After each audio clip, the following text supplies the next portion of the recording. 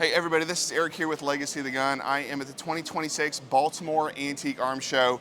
Jerry has brought out a collection of guns that I've never seen before. I've never heard of these. Apparently they're pretty rare. They were only made for a little while, and he's going to tell us a little bit about them. Jerry, what is it that you've brought out here for us? Okay, I brought the Standard Arms, which was made from 1909 to 1912 in Williamton, Delaware. And in 1912, the company went bankrupt. Okay. Because they weren't very successful. In fact, the first model was a Model H, which is a model before this, very similar, but they had tweaked the barrel a little bit, the length of the barrel, and they weren't successful. The Model G was more successful, but it still required that it be well oiled and cleaned, and they would jam. Okay. And then they made a pump rifle as well. Okay. And they made approximately 8,000 of these combined guns, the Model G and the Model M. Okay. And they all take down. Okay.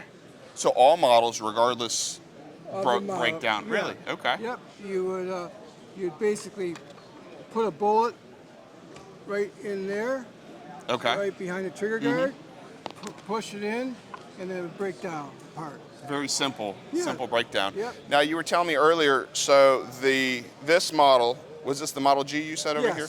The Model G was a semi-automatic gun, Yes, correct? yes. And with the adjustable gas block, you could adjust it to where if you needed to pump it manually, you could. Right. Maybe with extremely cold weather or something like that, or the gun wasn't functioning, you could still keep hunting. So it was technically a pump, a semi-automatic that also functioned as a pump if needed. Yes. Which is really, so you would just basically open the adjustable gas block in the front, and that would allow you to function the pump. And you didn't want to just turn a little bit. You want to turn it either on or off. Open it or close it. That was another problem.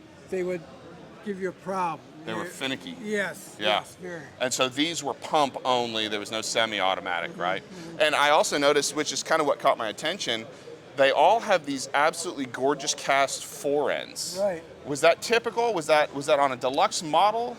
They basically all had this.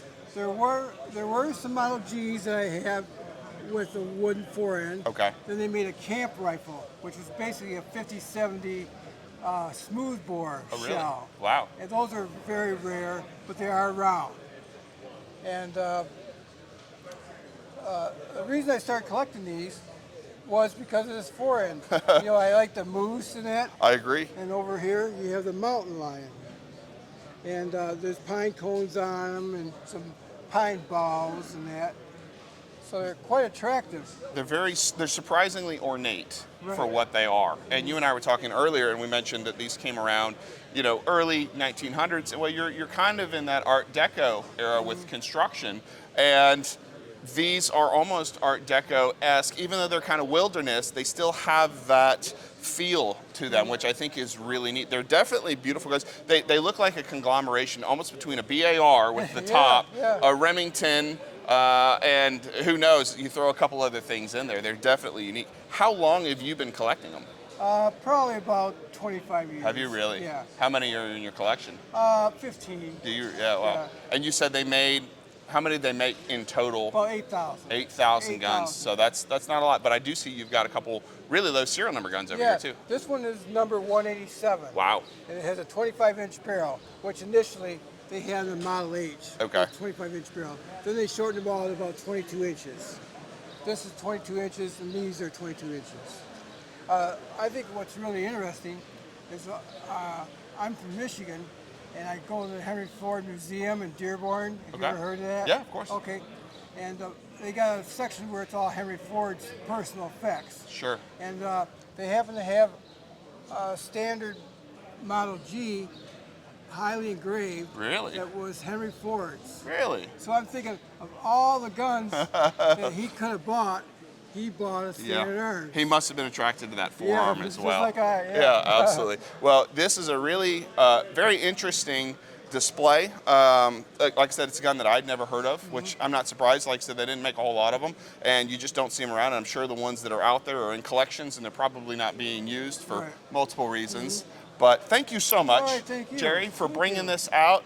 We're here at the Baltimore Antique Arms Show. This is the kind of stuff that draws crowds out here at the Antique Show. We have a lot of really neat displays that come out. We love to highlight some of the most unusual, rare, and unique displays and individual guns that we see around. Here at Legacy of the Gun, this is what we're all about. Check us out on YouTube, Facebook, Instagram. We also have legacyofthegun.com.